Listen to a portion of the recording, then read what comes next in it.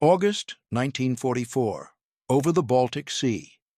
A lone reconnaissance Mosquito streaks toward Soviet-controlled airspace at 400 miles per hour. The pilot sees two contrails rising fast from the east. MiG interceptors. Closing angle suggests 90 seconds to gun range. His navigator calls altitude and bearing but offers no solution. There is no solution. Then the pilot does something no manual describes. He kicks full left rudder while holding the stick neutral.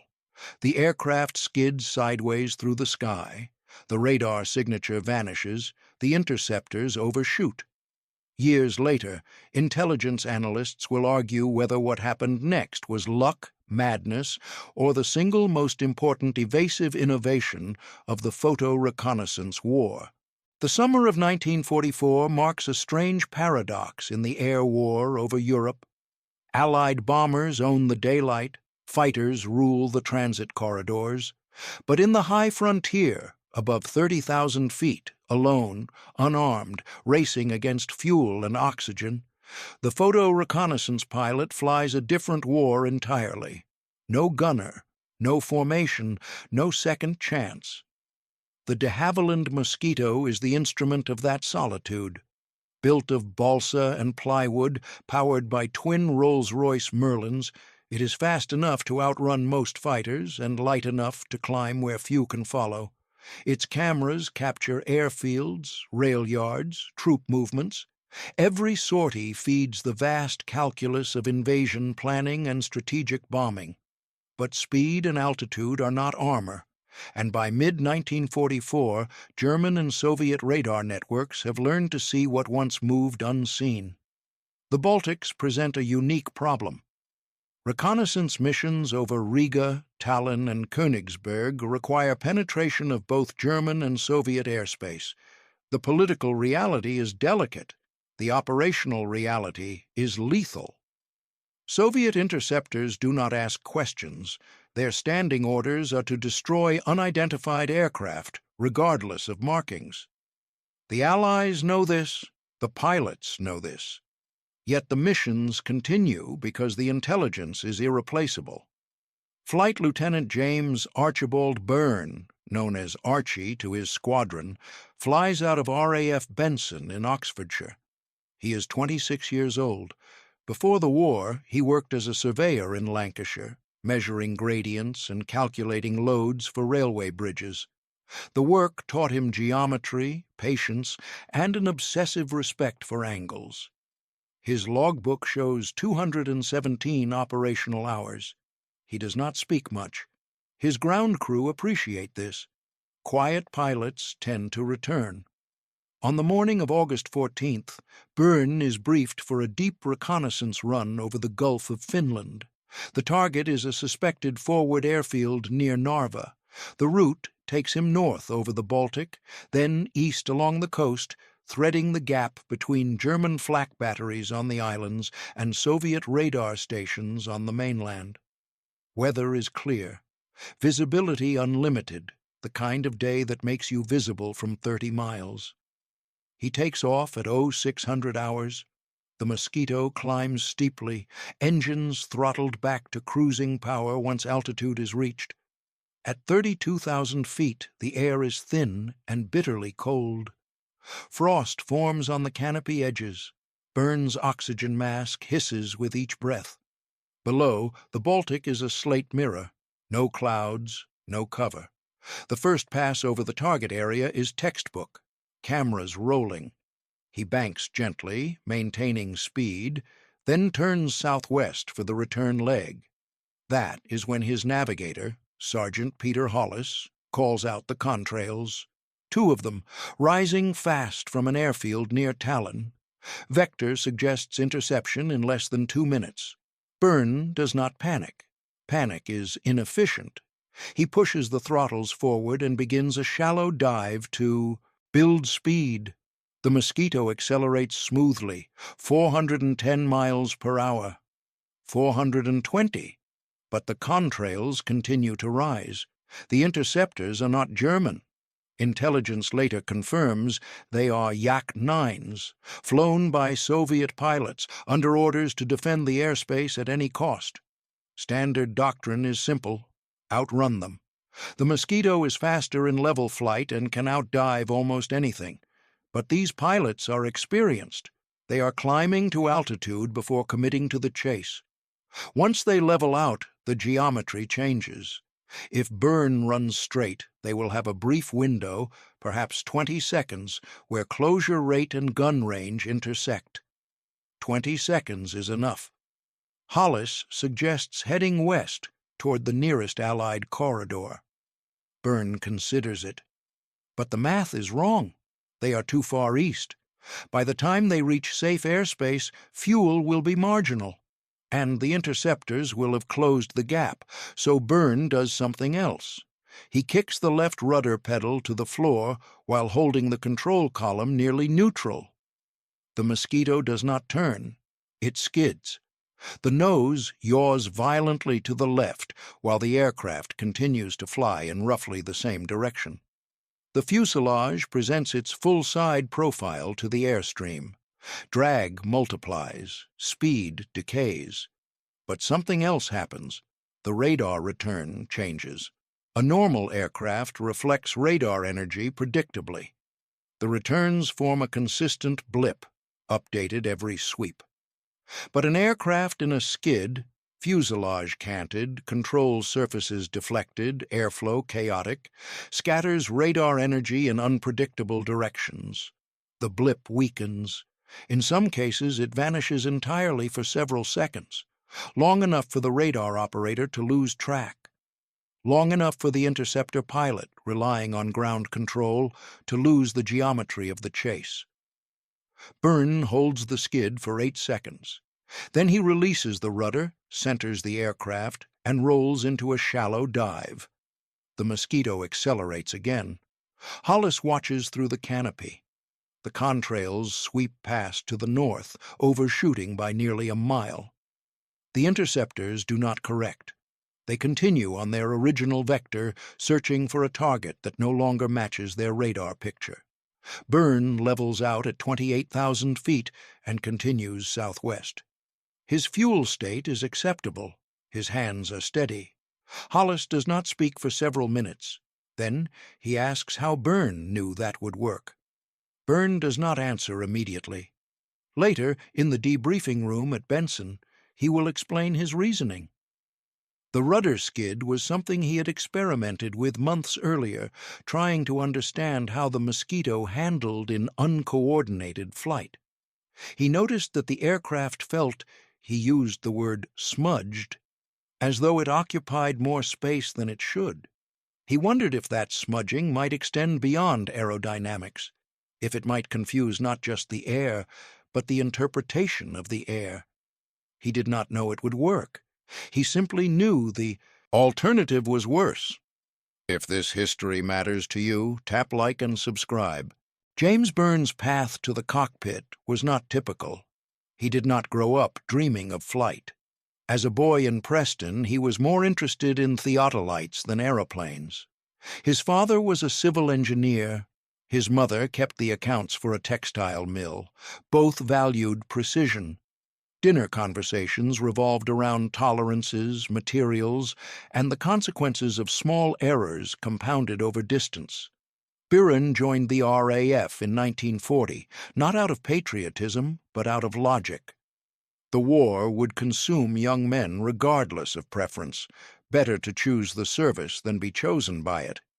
His aptitude scores were high, his spatial reasoning exceptional. He was selected for pilot training and sent to Canada under the Commonwealth Air Training Plan. He learned to fly on Tiger Moths, then Harvards. His instructors noted that he flew with unusual smoothness, no wasted motion, no overcorrection. He treated the aircraft like a system to be understood rather than a machine to be fought. When he returned to England in 1942, he was assigned to a reconnaissance squadron. It suited him. Reconnaissance required patience, navigation skill, and the ability to operate alone. By 1944, Byrne had flown missions over France, the Low Countries, and Germany. He had been shot at, chased, and once forced to land with one engine feathered after flak severed an oil line. He did not speak of these events except in the dry language of after-action reports. But his ground crew noticed small things. He always walked around the aircraft before every flight, checking surfaces, rivets, control cables. He never rushed. His navigator, Peter Hollis, was different. Hollis had been a schoolteacher in Dorset before the war. He loved maps the way some men loved poetry. He could recite coordinates from memory and calculate drift corrections in his head. He trusted Byrne because Byrne never lied about risk. If a mission was dangerous, Byrne said so. If it was survivable, he explained how. The two men flew together for 11 months before the incident over the Baltic. In that time, they completed 43 operational sorties. They developed a rhythm. Hollis managed navigation and communication. Byrne managed everything else. They did not socialize off-duty. This was not coldness. It was respect for the odds. By the summer of 1944, the reconnaissance war has encountered a new problem. The problem is radar. Early in the war, photo-reconnaissance aircraft relied on altitude and speed. If you flew high enough and fast enough, interception was unlikely. Fighters struggled to climb to 30,000 feet with enough fuel and performance remaining to engage. And even if they reached altitude, spotting a lone mosquito in a vast sky was a matter of luck. But radar changed the equation. Ground-based radar could detect aircraft at ranges exceeding 50 miles. Controllers could vector interceptors onto targets with precision, eliminating the need for visual search. The hunter no longer needed to see. He only needed instructions. The Allies were aware of this development. Intelligence reports from late 1943 indicated that both German and Soviet air defense networks were becoming increasingly effective. Losses among reconnaissance aircraft began to climb, not dramatically, but enough to notice, enough to matter. Doctrine evolved slowly. Pilots were instructed to vary altitude and routing, to avoid predictable patterns, to use weather and cloud cover when available. But these measures were reactive. They reduced risk. They did not eliminate it. What frustrated commanders was the lack of a technical solution. Radar could not be jammed without betraying the aircraft's position. Chaff was effective for bomber streams, but impractical for lone reconnaissance aircraft. Speed remained the primary defense, but speed had limits. The Mosquito could outrun most fighters, but not all. And even a brief engagement could result in damage, fuel loss, or mission failure. Some pilots began experimenting with evasive maneuvers, tight turns, sudden dives, anything to break the tracking solution. But these maneuvers cost speed and altitude, the very assets that kept reconnaissance aircraft alive. And they were only effective after the interceptor was already close. By then, the odds were poor. Byrne read the intelligence summaries. He attended the briefings. He understood the problem intellectually, but understanding a problem is not the same as solving it. And solutions, he believed, rarely emerged from theory alone. They emerged from noticing something small, something everyone else ignored.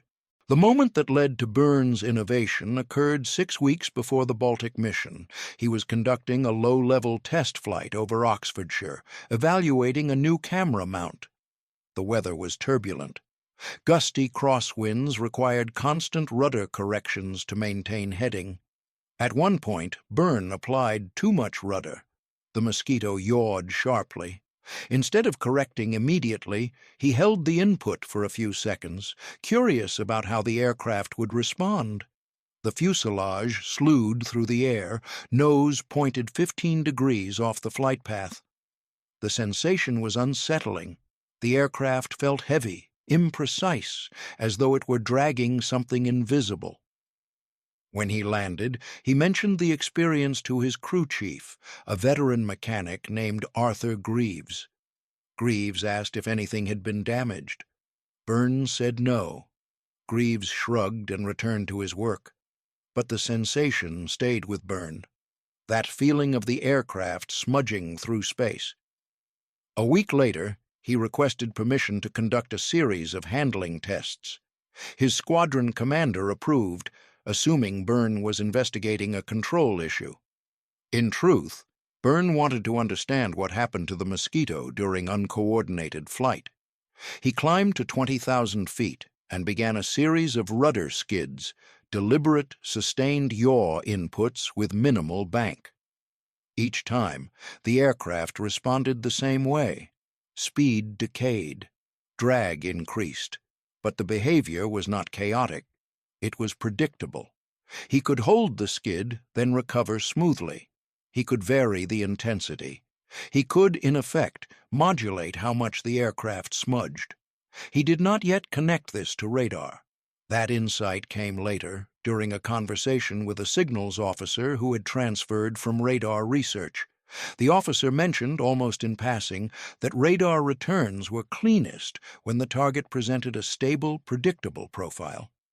Anything that disrupted that profile, turbulence, jinking, even heavy control inputs, could degrade the return. Byrne asked if a sustained yaw would have the same effect. The officer said it might, but cautioned that no pilot would deliberately fly out of trim in combat. It would cost too much speed, too much control. The risk outweighed any theoretical benefit. Byrne did not argue, but he did not agree either. He submitted a brief technical note to his squadron intelligence officer outlining the concept. The note was polite, methodical, and largely ignored. Reconnaissance pilots were expected to fly missions, not theorize about radar physics. The note was filed. No follow-up was requested. Byrne did not push the matter. He simply continued flying. And he continued thinking. The mission on August 14th gave him no time to think, only to act. When the Yak-9s began their climb, Byrne had perhaps 90 seconds before they reached firing position. He could see their contrails stitching upward through the clear air. Hollis called bearings and estimated closure rate. The geometry was unfavorable. Running straight would not work. Turning would bleed speed and allow the interceptors to cut the angle. A dive might work, but it would take him lower, closer to flak zones, and burn fuel he could not spare. So he gambled. He firewalled the throttles first, building as much speed as possible. 415 miles per hour, 425. The Mosquito vibrated as it neared its structural limits. Then, at the moment when the interceptors should have been finalizing their attack run, Byrne stomped the left rudder pedal to the floor. The nose yawed violently. The horizon tilted. The aircraft did not turn in the traditional sense. It skidded, tail swinging wide, fuselage canted nearly 30 degrees off the flight path. Drag spiked. Speed began to decay immediately. The control column fought him, airframe shuddering under the uncoordinated load. Hollis braced against the instrument panel, unsure whether they had been hit. Byrne held the skid for 8 seconds, long enough for the radar picture to fracture, long enough for the ground controller to lose confidence in the return, long enough for the interceptors, depending entirely on vectored guidance, to commit to a pursuit path that no longer matched reality. Then Byrne released the rudder, centered the controls, and rolled gently into a shallow dive. The Mosquito accelerated smoothly. The interceptors, now nearly a mile to the north, continued on their original heading. They did not correct. They did not re-engage. Within 30 seconds, they were out of visual range. Byrne leveled at 28,000 feet and resumed course. He checked fuel, checked instruments. Everything normal. Hollis asked what had just happened. Byrne said he had tried something. Hollis asked if it had worked. Byrne said it seemed to. The flight back to Benson was uneventful. They landed just after 1000 hours. The debriefing took longer than usual. Byrne described the encounter in his characteristic flat tone. He explained the rudder input, the skid, the result. The intelligence officer asked if Byrne believed the maneuver had actually defeated radar, or if the interceptors had simply lost visual contact. Byrne said he did not know for certain, but he noted that the visibility had been unlimited. The Mosquito's contrail would have been visible for miles. The interceptors had not lost sight of him. They had lost the information that told them where to look. The intelligence officer made notes but offered no opinion. Byrne was thanked and dismissed. He walked back to the flight line, where Greaves was inspecting the Mosquito for damage. Greaves asked how the mission went. Byrne said it went fine. Greaves nodded and continued his inspection. 2 days later, Byrne was summoned to a meeting with the squadron commander and a visiting officer from the RAF's Air Fighting Development Unit. The visitor introduced himself as Wing Commander Trent. He had read Byrne's debriefing. He had questions. Trent wanted to know if Byrne could repeat the maneuver. Byrne said yes. Trent wanted to know if it could be taught.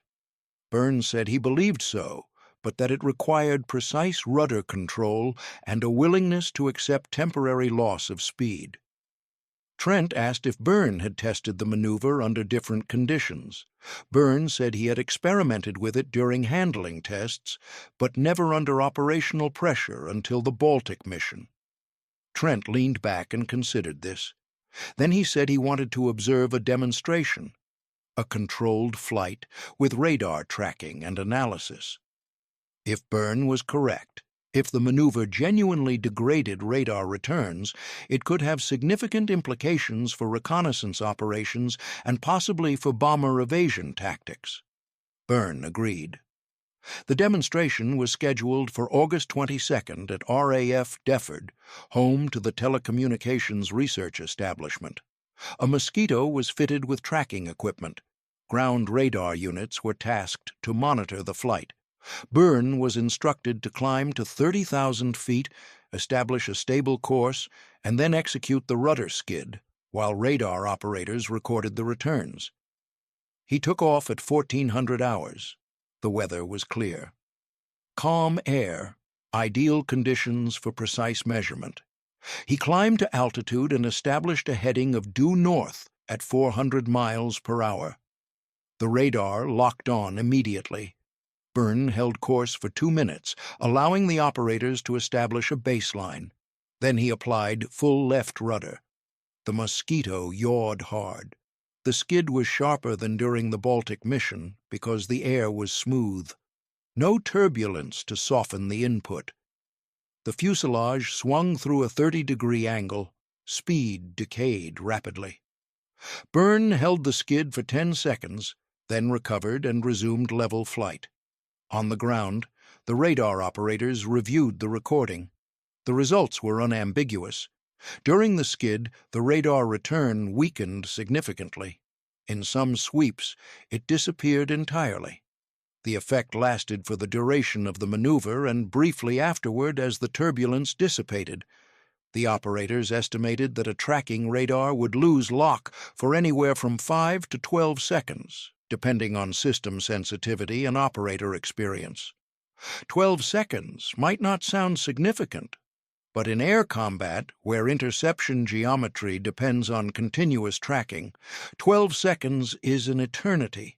It is enough time to alter heading, to dive, to disappear into a new vector before the radar reacquires. Wing Commander Trent authorized further testing. Over the next 3 weeks, Byrne and 2 other experienced Mosquito pilots flew a series of evaluation flights. The maneuver was refined. Optimal rudder deflection was determined. Recovery techniques were standardized. Training notes were drafted. By mid-September, the rudder skid, officially termed the uncoordinated yaw evasion, was incorporated into reconnaissance pilot training. It was taught not as a primary defense, but as a last resort tactic when speed and altitude alone were insufficient. The maneuver required practice. It was uncomfortable. It felt wrong. But it worked. The impact of Byrne's innovation was not immediately dramatic. It did not change the course of the war. It did not result in headlines or medals, but it changed the odds. And in reconnaissance, where margins were always thin, changing the odds meant saving lives. Between September 1944 and the end of the war in Europe, 23 Mosquito reconnaissance pilots filed reports crediting the rudder skid with evading interception. Not all cases involved radar. Some involved visual pursuit in clear air, where the sudden loss of predictable motion confused the attacker just long enough to create separation. But in at least 14 documented cases, pilots reported that radar-directed interceptors overshot or broke off after the maneuver was executed. One pilot flying over the Ruhr in October used the skid twice in the same mission. He was pursued by two separate fighters, each vectored onto him by ground radar. Both times, the skid caused the interceptor to overshoot. He returned to base with his cameras intact and his fuel nearly exhausted. His debrief noted that without the maneuver, he would have had no option but to dive into flak range or accept engagement. Another pilot, operating over Norway in January 1945, credited the skid with allowing him to evade a German jet, an Me-262. The jet was faster than any Mosquito, but when the pilot executed the rudder skid, the Me-262's radar-assisted gun sight lost lock. The jet pilot, unaccustomed to targets that behaved unpredictably, overshot and did not re-engage. The reconnaissance pilot completed his mission and returned safely. These accounts filtered back to RAF Benson and other reconnaissance units. The maneuver earned a quiet reputation. It was not celebrated. It was simply known. Pilots who flew alone, unarmed, into hostile airspace added it to their repertoire. It became part of the unspoken knowledge that separated those who survived from those who did not. The technical community took note as well. Radar engineers studied the phenomenon. They determined that the skid disrupted not only the radar return, but also the Doppler signature used by some tracking systems. The chaotic airflow around the fuselage created micro-turbulence that scattered electromagnetic energy unpredictably. The effect was temporary, but repeatable. Some engineers proposed developing an active countermeasure based on the same principle, a device that could artificially create turbulence or alter the aircraft's radar profile. But the war ended before such systems moved beyond theory. The rudder skid remained a human solution, a pilot's tool. Born from observation, refined through practice, proven in desperation, James Byrne survived the war. He flew his final operational mission in April 1945, a reconnaissance run over northern Germany. The war in Europe ended 3 weeks later. He was demobilized in early 1946 and returned to Lancashire. He resumed his work as a surveyor. He did not speak often about his wartime service. In 1952, he was invited to a reunion of reconnaissance pilots at RAF Benson. He attended. The event was informal. Men who had flown alone over enemy territory, who had trusted speed and altitude and sometimes luck, gathered to remember those who had not returned. Byrne spoke briefly with Peter Hollis, his navigator. Hollis had become a schoolteacher again. They shook hands. They did not need to say much. Years later, after Byrne's death in 1987, his logbook and a small collection of papers were donated to the RAF Museum. Among them was the original technical note he had submitted in 1944, outlining the concept of using uncoordinated flight to disrupt radar tracking. The note was 2 pages long, handwritten, methodical. It bore no signatures of approval, no stamps of authorization. Just a quiet proposal from a pilot who noticed something others had missed. The rudder skid was never officially credited to Byrne. It appeared in training manuals without attribution. It was taught as a technique, not as an invention. This did not bother him. He had not sought recognition, he had sought a solution. In the decades after the war, as radar technology advanced and evasion tactics grew more sophisticated, the rudder skid became obsolete. Modern systems could track through turbulence, through chaff, through maneuvers far more extreme than a simple yaw. But for a brief window in 1944 and 1945, in the thin air above hostile territory, it worked. It gave pilots an option when they had none. It turned a moment of desperation into a moment of control. Byrne's legacy is not in the manuals or the reports. It is in the 23 men who came home because they knew what to do when the radar locked on and the interceptors climbed.